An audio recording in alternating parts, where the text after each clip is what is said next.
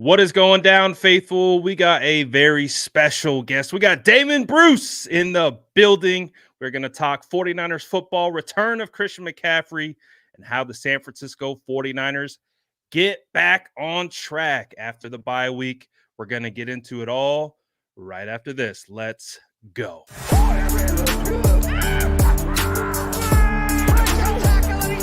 Smash that like button if you haven't already. Love to see it.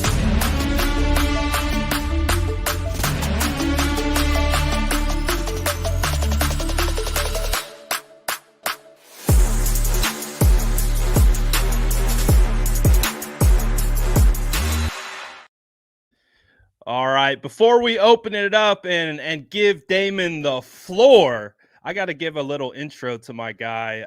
If you guys are, outside of the Bay Area, maybe not familiar with, Bay Area media, Damon Bruce is a legend around these parts. I remember the first time he had a show on 95.7 The Game hosting the afternoon drive hour. I tapped in with them, was locked in ever since. It was really cool. Got to meet Damon at the Super Bowl. Really excited to have you on. What is up, Damon? How is it going, man? Brad, it is great to see you. Thanks for coming on the show that day. It was great getting to talk to you at the Super Bowl. And let me tell you, you talk about legends. You, sir, are the YouTube legend. I mean, I am over here. I'm the new guy. I'm the neophyte walking through the forest trying to figure out how it all works. And I have watched what you do to try to learn from one of the best in the business over here on how to do it over here. And I've learned an awful lot from watching you, man. You are fantastic at what you do. Your audience is huge, and there's a reason for that. So as I am the new guy over here on YouTube, it's an awesome thing to be able to join you for this show today, being streamed on both of our channels, man. So I feel like I'm finally in the big time now that I get to talk to Brad Graham. So it's great to have you. It's great to be with you. It's great to have you. And I'm glad that we were finally able to put this together. This has been months in the making. We finally found the day to do it. Damon got to experience what it's like to try to get a hold of me, and it's quite a challenge, and I give him a ton of credit for persevering, following up multiple times, but I'm super excited that we're able to get this going. Shout out to Dave for becoming a YouTube channel member. It's a golf clap, absolutely. Also, make sure you go to sub to Damon's channel as well. But Damon, let's hop into this. The San Francisco 49ers, they start 4-4 at the beginning of the season. What was kind of your just overall takeaway from that first portion of the year? Because kind of felt like a roller coaster ride. It was up, down, up, down, up, down. We had 3 must-win games in the first 8 games of the year. What was your just overall takeaway from how they started? There's all the anxiety that comes with any NFL weekend. And, if we're not overreacting, we're not reacting at all these days. So there was so much overreaction. And, through all of it, the thing that I kept returning to is, given the circumstances of the offseason, given all the bad vibes that Mike Silver has covered so, dramatically as he's covered this team, given all of the injuries to key players and holdouts and slow starts, I honestly thought that, 4-4 was about right. I mean, it really is. It's not where anybody wanted to be, but given the circumstances and given everything as it unfolded in front of us, it's about right. And the truth is, had their special teams just paid a little bit more attention, had 1 or 2 more field goals turned into red zone touchdowns, 4-4 could have easily been 6-2. They're not far away from being a very good football team, but of course everybody overreacts and will tell you that 4-4 means you're closer to being a sub 500 football team. I think they're much closer to being the team that you remember than this new team that is some bumbling, stumbling, trying to desperately hold its window open. There's a lot of football left. And if Christian McCaffrey is a part of it, Brad, we know what that means for the 49ers. This guy holds the skeleton key of their very best brand of football. And hopefully he's still got it on their key ring, man, because with him, they are something that they're incapable of being without him. Getting Christian McCaffrey back is just such a shot in the arm for this team. You heard Brock Purdy talk about it just a couple minutes ago at the podium. Just excited to have a guy like that back, and everything that we've heard about, Christian McCaffrey and covering Christian McCaffrey is he is the ultimate football player. When you talk about taking care of your body, preparation, everything that you put into the game that maybe you don't see out in the open, all the behind the scenes things, CMC is just a difference maker. And obviously, that was shown by being the offensive player of the year last season. And when you don't have that guy to start the year, you're trotting out Jordan Mason. You obviously have Brandon Ayuk, who's coming off a holdout, and you're coming off a tumultuous offseason. And we understand what happened at the end of the year. And it's a lot of stuff kind of piled into one moment, and it's just kind of rocky through the first portion of the year. I have a question for you, as someone who has covered, sports across the nation for a long period of time. Do you feel like things have become more hyperbolic in regards to week in, week out analysis? Because I do agree that there were some concerning things that we were seeing from a trends perspective from 49ers offense, defense, and special teams. But to your point of the overreaction, it just felt like with every loss, the season was over. And what are your thoughts on have you seen like a change in like the trends of how 100%. 100% I have. I've watched fans go from, who would be the last to hold out hope for a really good year, turn into like they all think that they're like Skip Bayless or Stephen A. Smith, and they all want to be the very first to marketplace to declare the season over. If you think this season's over in the second half of week 2, you must be new here. Like there's a lot of football still left. And, you had people just sky is falling analysis after a 1-3 start, which is odd because it feels like just about every single Kyle Shanahan season that has actually gone somewhere has had a little bit of a slow start attached to it. But if we marinate in that, then you can't have all the anxiety and the attention that comes with, hey, I want to be the first to tell you that this season's going to absolutely suck. We're a trash can emoji now, and it's a disaster, and fire Kyle and fire Brock and rethink the whole thing and tear it all down. The Super Bowl window is closed, and it's just a disaster. I thought, don't you root for this team? Like, isn't it, if you are a Niner fan, how have they not purchased a little don't panic yet insurance among some of their fan bases? It's really weird, but this is what I'm going to call the disintegration of adults knowing how to talk about sports. And everybody just wants to be the first to pull the fire alarm where there's if there's a fire or not, it doesn't matter, because if I pull this fire alarm, holy shit, we're going to get an awful lot of attention for doing that. So I just want to be the person who does that. And we have an awful lot of people doing that way too early in the year. I agree. And, I'm a big fan of, looking at the past and seeing, where we're going. And I don't think that, necessarily the 49ers previous slow starts necessarily just mean that, they're bound to bounce back. But it is a reference point because you have the same head coach GM pairing. Right. You have predominantly the same core group of players. Your Fred Warners, Trent Williams has been a part of that, George Kittle, Kyle Juszczyk. Obviously, you have a ton of guys in that locker room who have been in this spot. And I do think that's where you can look at the past and be like, these guys have weathered storms before. This isn't first storm they've been through. So that's where I think you talk about the benefit of the doubt, right? Is like, listen, yes, this season did not start, I think, how any of us really anticipated. I think heading into the year, what weren't the 49ers favored in every single regular season game to win? Like, there was a lot of high expectation, especially coming off a Super Bowl, and obviously Christian McCaffrey and Brock Purdy heading into his second year, getting a full off. Like, we understand all the storylines, right? And so when it starts off a little jarring and you lose to the Rams in week 2, and then you fall to the Arizona Cardinals, 2 games, like you mentioned, they should have won. It's just it's okay to be measured, right? And be like, you know what? Yes, there are things that need to be fixed, corrected, and adjusted. But man, you look at the injuries, you look at a lot of different variables that went into the start, and it's like, all right, they got to the bye 4-4. Now they're getting players back. Jawan Jennings missed 2 games. He's going to be back. We already know CMC is the big hot ticket coming back. Guys, rookies are playing better now. Malik Mustafa, Isaac Garendo, Dominic Pooney has been a godsend on the offensive line. So, man, these guys, there's still a lot of football left, and they're trending. They're still trending in the right direction.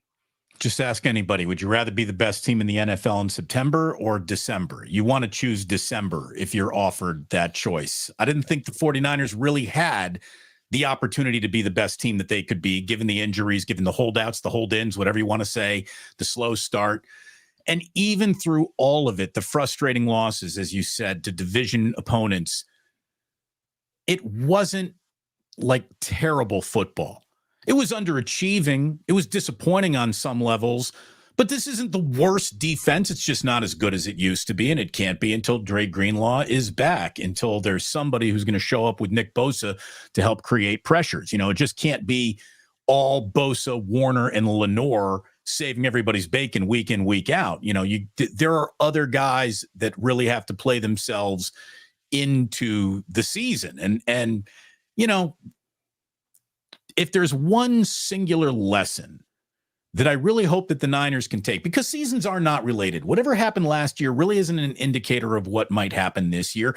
Hell, we get halves of the same football game that feel like they're not even related. There's so much that can change in momentum of a game, much less 100%. Week to week, right?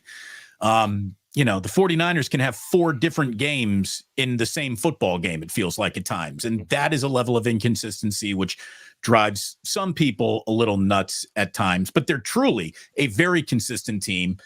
And I just think that they are, with Christian McCaffrey, capable of something that is so different than what we've already seen. And, the number one brand of analysis to what is hurting the 49ers is, well, they got wide receivers who can't beat man coverage. They're not as fast as they used to be. Everybody got slow at the same time. I think there's an element of truth to that, Brad. But what is also true is nobody puts a defense's eyes into the backfield like Christian McCaffrey. And if your eyes are over here, getting beat by your man right here is a little easier to do.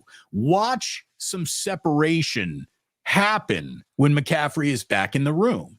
It's not that Debo is slow. It's that Debo can be focused on now with really, you're not worried about Jordan Mason popping one off like the way Christian McCaffrey had. McCaffrey is a different brand of attention. Jordan Mason is a good player you need to worry about defending. Christian McCaffrey is the type of player that keeps dudes up at night. So I just think that he is such a force multiplier to everything that the 49ers do. And I'm probably putting too much responsibility on a dude who hasn't played yet with bilateral Achilles tendonitis, whatever the hell that even is. But I really do think that if he is back, and now you're starting to hear, I think, a little truth trickle out, like, oh, he was actually good enough to play against the Dallas Cowboys. They just wanted to buy him a little bit more time, in the name of extra precaution. It sounds like this guy is going to come back with a semi-normal workload to be foisted upon him pretty soon here. And, I'm not a nervous Nancy. I am not worried about the next injury. There is no way in football to prevent the next injury. I do hope there is a measurement of workload doled out to our Christian McCaffrey decisions. And Kyle probably could have done Christian McCaffrey a little help last year, discovering that Jordan Mason is an NFL player last year, which was not a discovery this team made. But I think he's going to change everything. And I think he's going to be at a near full workload. And if you are the 49ers trying to keep this championship window open, with all due respect to all McCaffreys everywhere, run him into the ground. You're trying to win a Super Bowl now. Next year, promise to no one. So you try to do it all right now, and let's see what happens. Well, I think Christian McCaffrey would have it the same exact way. you got to put yourself in his shoes, and you got to think about just how disappointing of a season this has been for him. Missing, 9 games, 8 games, or whatever it was, with the injury, how it happened, especially with the high profile, Madden cover. I mean, All right, first of all, how, that curse is fucking real, right? Good God. Like that, dude, that took us out. If I am the San Francisco 49ers, I am writing into everybody's contract. I don't care how popular you become or what awards you win. You are not doing Madden. You're not a cover athlete.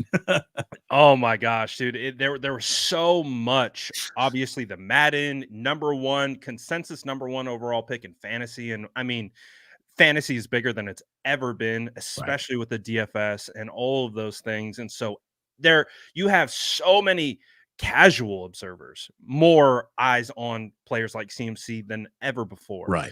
And then the way it happened too, coming down minutes before, like maybe 30 minutes, 40 minutes before kickoff on Monday Night Football. Like that was weird about the whole thing, wasn't it? That's what, Kruger and I were doing. Like, I don't know what to believe. I certainly know not to believe the 49ers because this is just a little odd. You don't go from a player of this profile, call him a game time decision scratch, and then not see him for the next 2 months. They had to have been aware of a level of severity for McCaffrey that doesn't match the timeline of the injury announcement. And that is, maybe the 49ers getting a little fugazi on the real rules of how injuries are supposed to be reported. And then Jordan Mason had the bad taste in his mouth. If when did you know? And that whole weird thing to begin the year. Yeah. And that was unfortunate. And maybe the 49ers did try to play a little skullduggery, but the whole thing was really, really odd. Luckily, it feels like we're at the end of this very odd journey. And for the first time this Sunday against the Tampa Bay Buccaneers, if indeed he does go, I feel like it's going to be the first time that we're actually going to see the 49ers in 2024. That's how much of a difference maker I believe Christian McCaffrey is. He is not a important 49er. I think he's singularly the important 49er. So let's see. Absolutely. And I remember, like we do, Damon, we talk about at the trade deadline, who are the players? Obviously, the trade deadline just passed.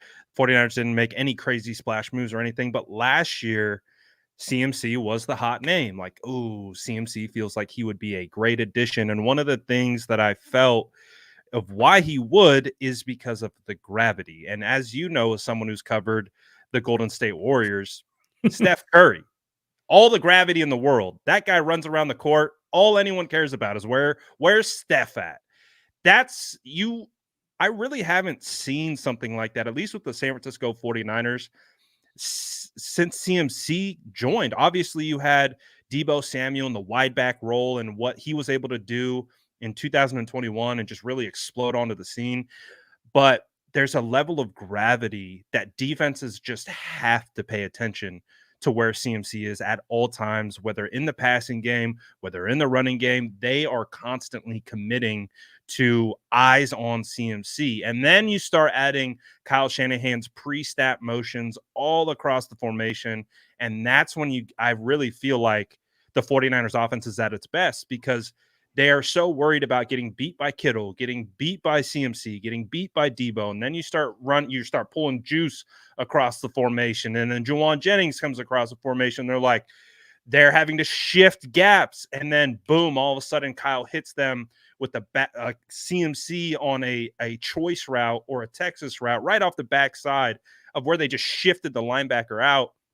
And then he gets them in this bind. And I feel like that's what's been missing this year is we haven't seen that rhythm. We've seen it at times, but I don't think we've seen it consistently for 60 minutes from this offense. And I really do believe that Christian McCaffrey, just like you said, we're going to see it. We're going to see a much different offense, especially if CMC enters the mix like nothing ever happened. And he's going to probably be, I would say, at Damon, I don't know how you feel about this, but it feels like he's like 80% workload like he typically would, maybe even just they're just like, he's good. Let's run. Here's the thing, sparingly in between the 40s, if it's a red zone play, it's a McCaffrey play. I mean, that's the thing. He has to be the antidote that solves the red zone problems, and I really think he will be. Look, I'm going to apologize to anyone on my channel who has heard me say this before, but a whole new vast audience to me on your channel, Brad. This could all sound new to them. In my entire life, I haven't seen a player just show up to a team and change the temperature of the room quite like McCaffrey did when the Niners traded for him. The only other player that I can compare it to, since being a Bay Area sports media member, is when Kevin Durant showed up. I mean, I knew that Kevin Durant was a really good basketball player, but until you start watching him and playing every single game, you cannot comprehend how good of a basketball player he really is until he's in front of you every week, every game. And look, we all knew he was at Stanford, obviously, and then he was at Carolina, and he was an MVP candidate, and blah, blah, blah. And we all knew how good he was, but I had no idea he was this good until he was playing every single game, and you're watching every snap. And, the highlights that you don't see because it's a second quarter play and it's 2nd and 7. And this guy pulls 8 yards out of his ass every single time on 2nd and 7 in the second quarter. And it's just, it's not a highlight play. It's not going to make the reel, but boy, does it keep the 49ers on schedule. That's a great point. To regurgitate one of Kyle Shanahan's favorite phrases, conflict defender. I don't think there is a player, there's any pre-snap motion, or there's any bit of, I guess there's no catalyst to have a player identify who the conflict defender is more than Christian McCaffrey. You can line him up anywhere, and based how the defense is reacting, you can tell who they're worried about being on him. And I just think it's a level of seeing the matrix that will allow the Niners to get even better, that Brock Purdy will see the matrix better through Kyle's offense when they got the ultimate chess piece on the board, moving all over the board. They're going to know how to play the board better and identify conflict defenders and mismatches. And this is where McCaffrey's brilliance is just a decoy. Yeah. Really, I think, unlocks the Niners. And we haven't even seen them yet. And they still have one of the best offenses, best passing offenses, best rushing offenses, and offensive line, as much maligned as it is absolutely improved as to what it was just a year ago. All Colton McKivitz jokes aside, they're better than they were a year ago. And I just think that I think that we're going to see the 30 points per game 49ers going forward.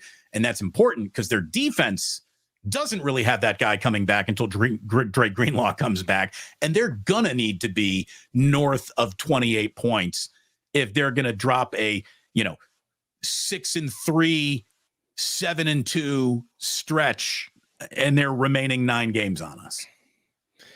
I love what you said about staying on schedule, because I think that's where the 49ers offense kind of gets out of whack a little bit, was when they're looking at 3rd and long, 3rd and 7+, it's oof, that's a tough one.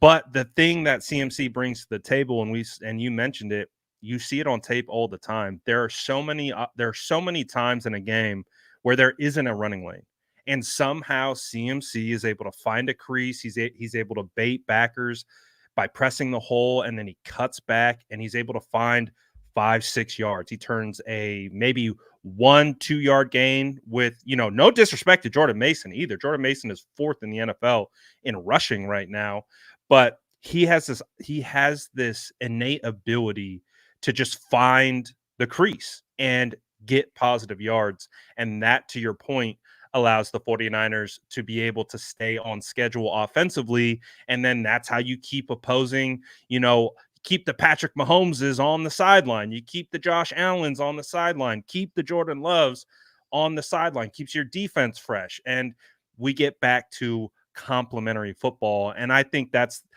what, in this whole kind of conversation about Christian McCaffrey and what he means to this team and getting him back, I think he can be a huge catalyst when it comes to getting back to playing complementary football. And to your point, staying on schedule. That's how this team is able to do that. And I think that's a phenomenal point. So I'm really looking forward to. I'm hyped, man. I'm so excited to see It's CMC back. used, Brad. It's used as like a defamatory statement to describe the Niners. You know, people call the Niners front runners. Well, as long as you're in front, that's a great thing to be. You know, it's like front running is good. Getting control of the game early and then suffocating it like a boa constrictor is a great way to have several successful seasons in a row. And that's what the Niners are the best at. Controlling a game, controlling time of possession, controlling down and distance. And when Kyle is in that, he's officially in his bag, as the kids love to say. And that's when they're at their best. That's when they are at their best. All jokes about 10-point leads in big games aside, you want a 10-point lead over anybody anytime you can find one in the NFL. And the Niners are very good. They're so good on script. They're good in, they're good in the first drive of the first quarter. They're good in the first drive of the second half. And that is a hallmark of Shanahan. And I just think that he's going to have such an easier time staying on schedule with his ultimate chess piece back to play with. And I can't wait to see it. And then I'm really excited about seeing what kind of complementary player Isaac Guerendo can be. You know, if McCaffrey's in the slot, but you got Guerendo in the backfield, let's see what that looks like. Let's see what Ricky Pearsall looks like with Christian McCaffrey taking a little heat off of him. Let's see what Pearsall looks like with just, hey, man, you're Brandon Ayuk now. So you're out here for more plays than anyone could have expected. Let's see what Jacob Cowing becomes. This has been an impressive rookie class. You know, Mustafa, Green continue to play this well on defense. I can really see. Watch how much better the 49ers defense looks if they're scoring touchdowns in the red zone offensively. It's amazing how those will be connected. I think one of the silver linings from the CMC injury is, like you mentioned, what we've been able to see from Isaac Guerendo and Jordan Mason, where last year, right, it was almost like a point. I don't know, Damon, if you were shouting from the rooftop as well, but I was saying, and I know a lot of others were saying as well, let's see a little bit Jordan Mason. Let's get a little bit of a rotation in. We love CMC and we love when CMC gets the ball, but at the same time, give him a break. Keep him fresh. Give him a break. That's a lot of wear and tear. And he takes a lot of hits. And now we know what Jordan Mason is. And we are starting to really understand what Isaac Guerendo is. I think every game has gotten better. Every game. The vision has gotten better, his patience. And every day I'm like, dude, we got a bigger Raheem Mostert out here running. It's crazy. How about this? I saw this on Twitter. I think it was Coach Yak who shared the tweet that I copied this from. In just the month of October, because everyone looks at Isaac Guerendo and has basically said, like, either you're excited or you want to be in this slow your roll down. The guy's had one big long run in his career and that's it. It's better than that. In the month of October, he's had 30 carries for 208 yards. That is 6.9 yards per carry, a touchdown, 4 rushes of 10 or more yards, which count as explosive plays, 5 forced missed tackles, and 2 game-sealing runs where one of them he, took a little dive before he scored, whether or not he should have or shouldn't have. That can be debated. In the second one, he did make the right choice to go down right where he did. So he seems to be smart. He seems to be coachable. And if you lack initial instincts, you better be coachable. And it feels like it's starting to come together. This league is difficult, man. And for some running backs, for some wide receivers and players, it takes a while feeling around in a dark room for the switch on the wall. But like once they find it, they flip the switch and it all starts making sense. And it feels like that's starting to happen for Guerendo. If Ricky Pearsall, again, is a quick study, and he felt like he took like a significant step forward from just game 2 from game 1. Mm-hmm. if he continues to take these strides of improvement week in, week out, what have you got 4 weeks from now with Ricky Pearsall? I can't wait to see what that player looks like. Juwan Jennings is going to be thrust into more action. Given how unimpressive Brandon Ayuk was, that's a good thing. Now, I really hope it all works out for Ayuk. Everyone knows what the investment was, whether you endorsed it or not, it doesn't matter. The Niners have committed a ton of money to a player that absolutely was an important piece and very good. But boy, it wasn't good at all. As a matter of fact, the worst passer rating, I saw this today, Brad, the worst passer rating from a quarterback to a single target with 40 or more attempts in the NFL so far this season was Brock Purdy to Brandon Ayuk, which produced just a 61.4 passer rating. It was a disaster. Going to Ayuk, trying to activate him. I understand why Shanahan was doing it, but it did no favors to keep this team on schedule. And, they tried to get Brandon Ayuk the practice that he missed in the regular season. And that's a great way to go about losing football games. So I went down this train of thought before, and then I got off of it. Let me hop back on real quick. The number one lesson that I hope the 49ers take from this year and apply towards future seasons, because, like we were saying, no 2 seasons are really connected, but your philosophy and how you approach your offseason, that is something that you can do the same or update year in, year out. I really hope the 49ers put to bed this level of slowly doing business in their contract negotiations with players they know they want to retain. If you got a player that you want, i.e. Trent Williams, no gray area there. Ayuk came with gray area due to a young man and wanderlust, and I like Jaden Daniels and blah, blah, blah. There was no doubt at all that you wanted Trent Williams for this season. Pay him immediately, get him in immediately, and then give him all the vet days off that he needs through training camp, because who gives a shit? But he needs to be there the same way Brandon Ayuk needed to be there in the offseason to avoid the slow start, which gives away early W's that you want to stack so you're not playing. It all matters a lot football in the second half, which the 49ers now have in front of them. They're all out of landing room. They got to be really good from here on out, all out of mulligans. I hope they change their business plan. I do. I hope they change it, Brad, because we're slow to negotiate. And that's just tradition around here. Well, change your tradition. It's not helping. I mean, you are preaching to the choir, my friend. One of the things when we're obviously looking back a little bit, my biggest thing was don't let Ayuk hold out. Don't let this last into training camp because of what we saw happen in the season. We know with already the new CBA rules and the limited practices that they have, it is already a challenge. That's why the first 4 weeks of the year is pretty much the preseason for the NFL now. Right.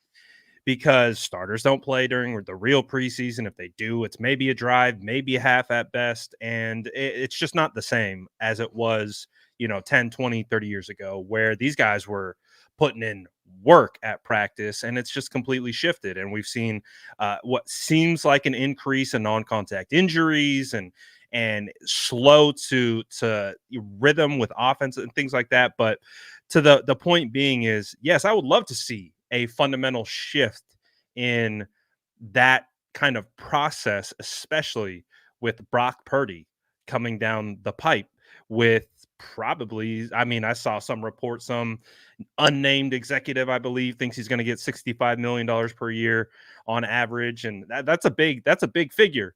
And don't want to see that linger into training camp. And I think maybe some people believe it's a foregone conclusion that, they're going to get it all worked out.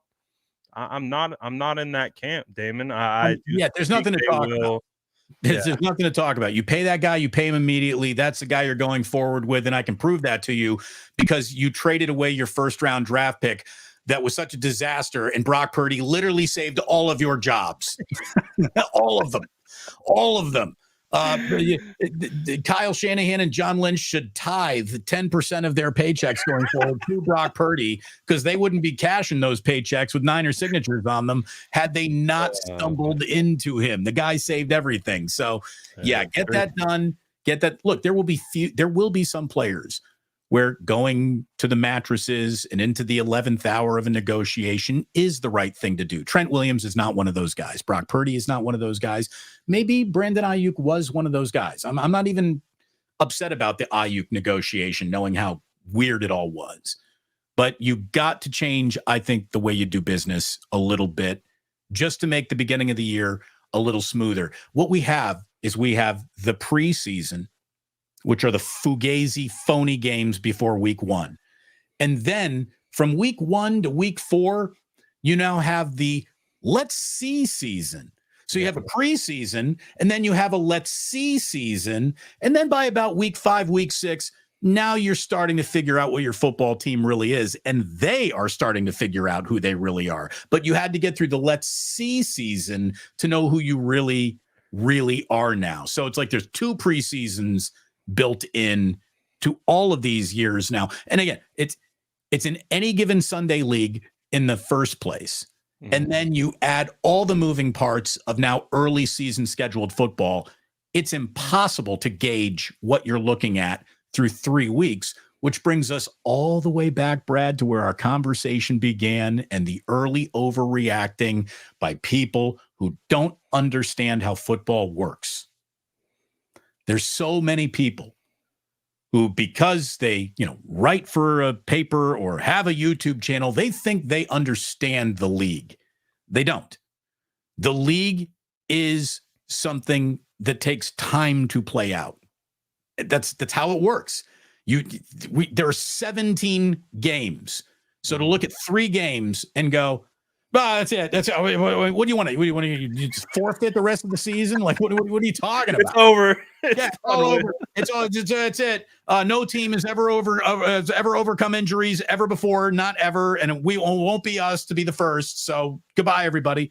Like, calm down. There's a lot of football still left, but again, they're officially out of a lot of football still left. Like they've screwed that formula up. So here it is. This is huge. And we're going to know everything we need to know by the end of this month. Yeah. By the end of the next 4 weeks, we're going to know everything. 3 huge, hard to play road games and a division opponent back at Levi's. We're going to know it all by the time we get to December. Yep. And when you look at the NFC West right now, obviously falling to the Cardinals and Rams could be a thorn in your side at the end of the year, just based on how they are trending. Cardinals look like they're getting better. Rams are getting healthier. They just activated, I think, 2 starting offensive linemen today. They obviously get Cooper Kupp back and Puka Nacua, who kind of been dealing with injuries. And Brett, they look like a better team, don't they?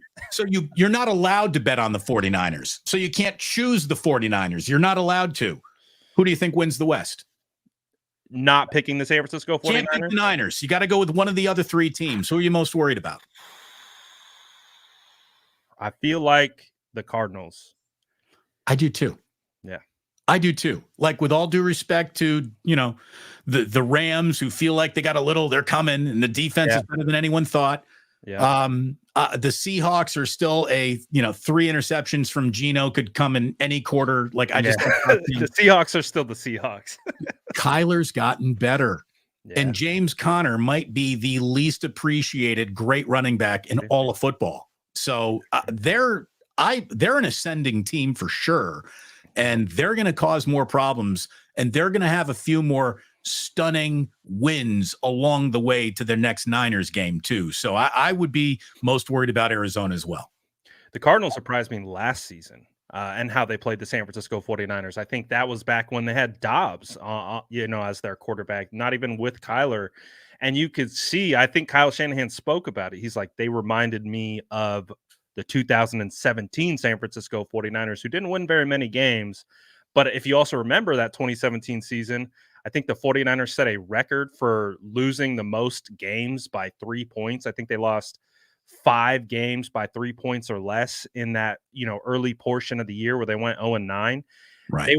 They were fighting, they were competing. They just weren't they were outgunned, outmatched. That's kind of like what the Cardinals were last year, and they're continuing to build. It starts with coaching and it trickles down.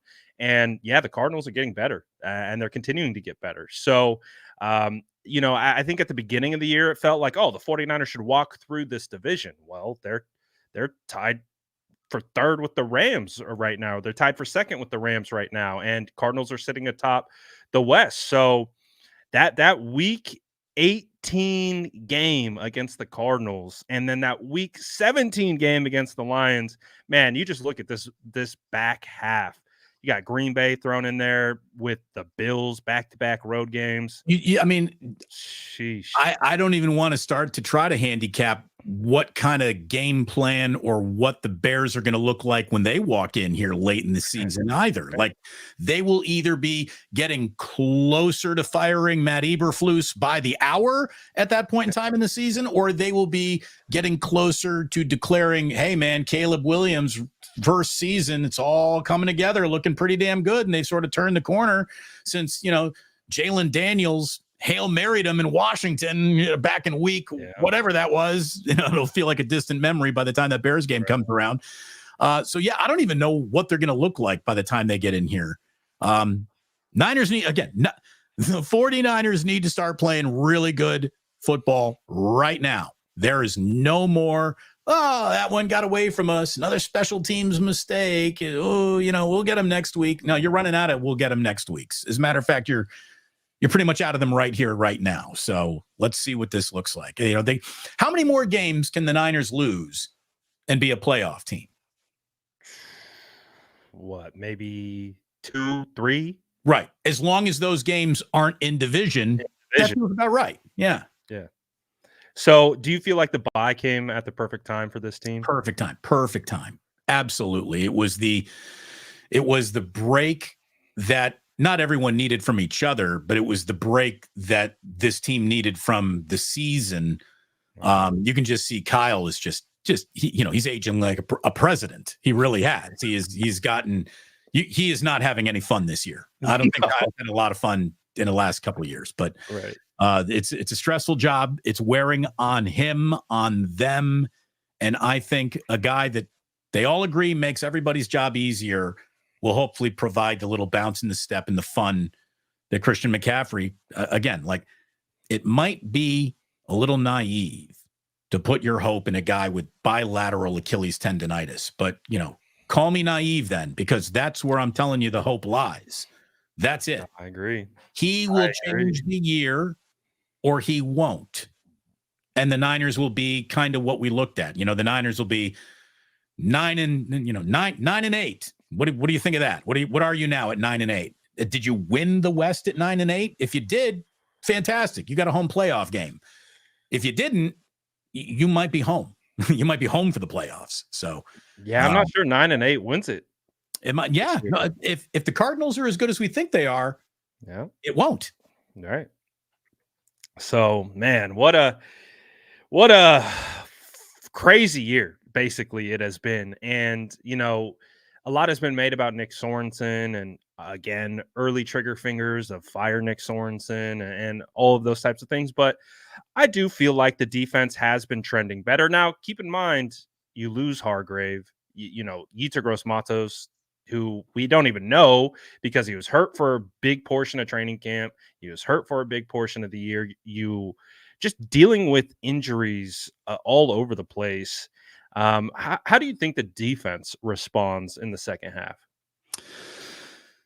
It's got to get better, right? I mean, they don't have much of a choice to start turning a corner here. And if it's as simple as like, just remember how to tackle guys. Like, there's way too many broken tackles against the 49ers. And I just don't understand why. Dre Greenlaw is just a badass, and maybe just by osmosis, everybody turns into a little bit more of a badass. Just having him, he's such a tone setter. Right. But look, Fred Warner can't do it all by himself. And Nick Bosa can't do it all by himself. As soon as either one of those guys has somebody else on their level really helping him out, whether that be the return of Greenlaw or Jalen Graham is now out there or Winters is now out there or Devondre Campbell. I've kind of given up on Devondre Campbell making a real impact. But Leonard Floyd, we're looking at you. Khalil Davis, welcome to the team. Looking at you. Malik Collins, more reps for you, I think should make this a better run defense. And then Mustafa, just continue to figure it out. Jair Brown, continue to figure it out. Learn how to play in both directions, going forwards and backwards. Renardo Green, very impressive. How much more impressive can you get between now and the end of the year? I think Diamador Lenore has officially taken the title of this team's best cornerback. And we all know that Mooney Ward is going through something so personal, so sad right now. There's no room for us to start telling him who he needs to be in the second half. Right. But if he starts playing like the Mooney Ward we remember from last year, and we now know why this man might not have been as focused on this season because his heart and his head were with his family as they were going through such a trying time here. Some people find solace through tragedy in work. Mm-hmm. And if Mooney Ward finds that solace on the field and it's what he needs to feel normal again, I hope that happens for him. And again, I think the 49ers would benefit greatly from that happening. So, heartbroken for his family, his wife, all the Wards, his extended family going through something so awful, so dreadful. And I think we should let everyone know that we were supposed to do this a week ago. And it was the day where we learned of the sad passing. And the two of us reached out to each other and just said, no, it would be wrong to just go and talk football. So that's why we postponed this once again. I think we made the right decision, by the way. So good on us. And I heard the Niners have been just ever present in giving that young man all he needs to cope and get through this right now. And so, they're a really well-run organization. They're a team I think that you can be proud of rooting for when you hear about, the stability they're trying to be for a man who's going through something that's so devastating right now we can't even comprehend. But hopefully it all turns into refocused football in the second half. Again, the Niners defense, I don't think great defense, Brad, is really available for them. Just play a little bit better than this. Play yourself to the edge of that top 10 NFL defense.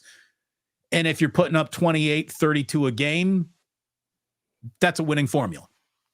I think you can apply the 49ers defense, 49ers offense, even special teams across the board. They've all played well in spots. It's now expanding that to a greater body of work and doing it again just for 60 minutes and getting into that complementary type of rhythm, offense, defense, special teams.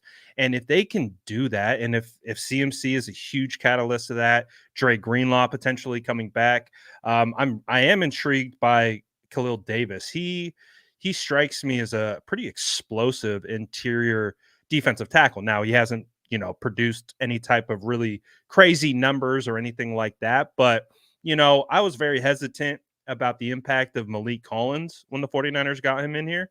Pleasantly surprised with what he's been able to do this season. And if he can have some kind of impact into the rotation, obviously Kevin Givens has kind of been banged up recently. Jordan Elliott's been banged up recently. If you can get any type of impact out of him, I mean, you look at what Sam O's been able to do I had zero expectations. It's been fantastic. He's been great. Fantastic. And so if these guys can continue to find and continue to just bring everything together, I think it really all just comes down to simplifying it to getting into a rhythm. And that's all three phases. And if they can do that and get back into that flow, it's like a flow state almost, where they're not stressing, there's no anxiety, they're just playing ball. Just kids on the field playing ball. Get back to that. They could really do some damage. Sorensen's first year as defensive coordinator, Brandon Staley's first year here as whatever he is, whatever his job title or whatever he does. It's his first year doing it here. He's helping Sorensen. He's the Svengali of how the secondary operates. All of these rookies galore, inexperienced players in the secondary, funneling new people in on all three phases of the defense. It shouldn't surprise anybody that they've had some communication issues. Mm-hmm. They're figuring it all out. Now, what's the old saying? You don't want to learn how to hit the curveball when you get to the big leagues. You better know it before you get here. And every single game is so broken down and overanalyzed. That can never happen on a football field. Well, that does happen on a football field. It happens to every team in every game, especially teams with new languages, new defensive coordinators, new teammates. It takes more than just a handful of practices for it to be right. For 65 defensive plays, no one was out of position, not once, all day today. That's a hard thing to actually put together. Continuity is the hardest thing to find on a football field. And when you do have it, and when you do find it, make sweet, sweet love to it and protect it, because it is very rare to have 10 consistent games together due to it being, the turnover with injury, trades, free agency, just how seasons come and go. And, this player emerged as someone that we counted on, halfway through that year. And now that'll have to really roll over into next year. And that's the first 16 games. It takes time to put things together, and they don't have much time to do it. And the pressure of everybody overanalyzing everything creates even an illusion of less time. The Niners, again, 4-4 with all the moving parts and everything that we've already discussed in the first 50 minutes of our conversation here. 4-4 feels about right. Mm-hmm. Take your fandom out of it. Take your rooting interests out of it. Look back, apply everything that you know of this league and how good everyone else is at the same time. 4-4 feels about right. It really does. And so, if we can admit that feels about right, then how far off the pace of who they're supposed to be are they really? And my argument would be not that far. They're not that far away from the team that was somehow good enough to go to a Super Bowl last year. So we'll see if they can put it together. They don't have, we will pave our own way to the Super Bowl level talent or chutzpah really this year. They're going to need some help along the way. A Jared Goff injury would be the best thing that could happen to the 49ers, if to be totally honest. But they're still good, and I think will be better than what we've seen so far. Yeah, I think really when you're looking at the rest of the season, I think honestly the best is yet to come, and there's a lot of opportunity for growth. And that's really what I think the kind of the genesis of our conversation has been is, yeah, we've been able to identify where there's maybe been holes and things like that, but there's still a lot of opportunity left. And with opportunity comes the situation where the San Francisco 49ers can take a hold of it, and that's on to them. They got to execute. They got to play their game. And so it sounds like you seem optimistic of how this season. I am. Now, hey, you go 3-4 in your next, or go 1-3 in your next 4 games. Optimism's going to leave town quickly. Here it is. Right.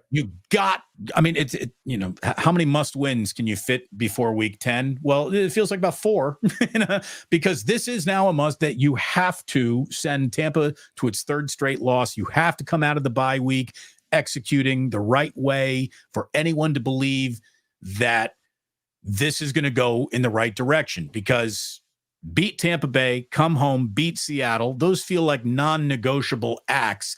Yeah. And then you got the grace that will allow you to then split your next 2 games, which are brutal, at Green Bay, at Buffalo, or is it at Buffalo, at Green Bay? I can't remember which one's first, but those, if you can win these 2 and then just split those 2, that's 3-1 is where you need to be. And if you're 4-0, well, then holy shit, everyone's going to be talking about how the Niners, I knew it all along, Brad. They're all the way back. We knew it. Never a doubt, Damon. Let me tell you, Brock Purdy, give him $70 million right now. Never a doubt, Damon. You know we're going to hear those takes all over the place. Never a doubt. We knew. That was just, oh, gosh, I can't wait. I hope that's how it plays out, Damon. I really do, because I think it would be a lot of fun, not only, as, us as content creators who cover the team, but again, man, getting the fan base back on track. We deal with the fans every single day. So we feel the energy of the fan base. It's one of the beauties of being able to have the platforms that we do. And it would be great to kind of get that energy back on the right direction. Wouldn't you say? Absolutely. Look, here, I'm trying to catch some of that Brad Graham energy. I mean, that's what I'm looking for. That's what I need. There's some discussion going on about which content creators are buying subscribers right now. I see that going on in the chat right now. And the answer is, I think you have identified a correct answer there for who is buying. My broadcasting instincts will never allow me to buy a subscriber. To me, that's like stolen valor. That's like pretending to be, as someone who is an actual broadcaster, pretending that people are listening to me. I can't even think about it. I can't wrap my mind around it. I will never do it. But what I would love to do is for you, Brad, to do a fraction of your audience start following me. I can go up and kiss my wife tonight and say, honey, we've done it. We're on the right direction. Brad Graham is helping this out. I would truly, truly appreciate your vast audience tapping in, dropping a subscribe and a like on my channel. It would really, really help. And we're just underway. How long have you been doing this, man? You are so good at this. How long have you been in this? Again, when I was on the radio, I didn't even know there was like a Niner YouTube like universe. I was not aware. I was old man media holding on to old man habits. How long have you been doing this? Like 3-4 years? So I started covering in 2017, started out with an Instagram page.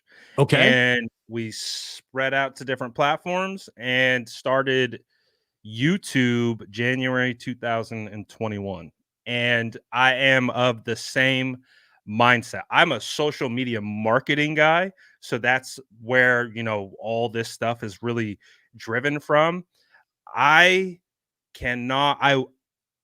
day for probably 3 different times a day, I have Instagram asked me to boost my post. I will never, ever in my life pay money for social media reach. It goes against everything I stand for. If you're not doing it organically, then what are you doing? Because those numbers, they gotta be generated organically. You have to have an organic following. You have to have organic engagement, or else the algorithm doesn't like it. That's another reason. Like, not only is it just in bad taste, but the algorithm poo-poos against it, and you're just going to further hurt yourself. That's one of my feathers in my caps, Damon. I have never purchased a boosted post. I have never done any of that. No fake subscribers, nothing. And everything I've done is organically built, and it's a huge sense of pride that I do have in what I've been able to do. You've done it the right way. You provide outstanding content. Now, do you have a cameraman who sits at Levi Stadium filming everything for you? Because it all seems to come from the same angle, the corner of that end zone kind of seat that I'm guessing is your season ticket. Or are you actually there, like, enjoying the game, or are you constantly filming everything? You've got a tripod in front of you. What are you doing there? I film everything. My goal is to be on the sideline filming, but until that can happen, I'll be in the stands filming, doing what I got to do. And how do we make that happen? Who do we need to call at the 49ers to say this man is a freaking internet titan? You want him on that sideline. You need him on that sideline. Just like Jack Nicklaus and A Few Good Men. You want him on that wall. You need him on that wall. Brad, you really are. You're great at what you do. As I have tried to just emulate, what you have already mastered and created. I've been on your channel looking for how-tos, advice, and just watching and learning by what you've done. So let me just say thank you. You've been quite an inspiration to me. And the fact that you listened to my old radio show and now we're doing this together, it's just, the world is small, man. It's pretty cool. And it was great seeing you at that Super Bowl. Thank you so much for doing this with me today, for having me on your channel to be expose me to all of these subscribers that you already have. I deeply, deeply appreciate it. And I hope we can do this again. Let's do this again in a couple more weeks, man. Now I feel like we're YouTube friends now. I think so. Damon. We definitely got to do it again. And again, if you're a subscriber to me and my channel, definitely make sure you go sub to Damon Bruce. You got to, man. You got to. Bay Area legend in the building. And this has been a fun conversation. Hopefully all of you guys in the chat liked it. I saw a lot of good feedback there, Damon. They seem to like the pairing. So I definitely think we're going to have to link up for future streams. Here's what I learned in radio. It doesn't matter if they love it or they hate it. As long as they're just not looking at it and going, meh. You know, you want passion in either direction. I hate this guy, therefore you're going to watch what you hate, because people love to watch what they hate. Or you love this guy, but the last thing you want is, I'm indifferent to these guys. So there you go. Thank you very much to everyone. If I'm new to you, I am indeed an acquired taste, but let Brad be your content creator sommelier. And thank you very much for recommending me and pouring me to your audience. I do appreciate it, Brad. You're the best. Of course, man. Great show. Shout out to everyone who was in the chat. Great vibes, man. Make sure you go like both videos on both channel. And of course, make sure to sub to Damon, all that good stuff. We'll definitely link in the future. But again, appreciate everyone for tapping in. Damon and we are out for now. We'll catch you later. Peace.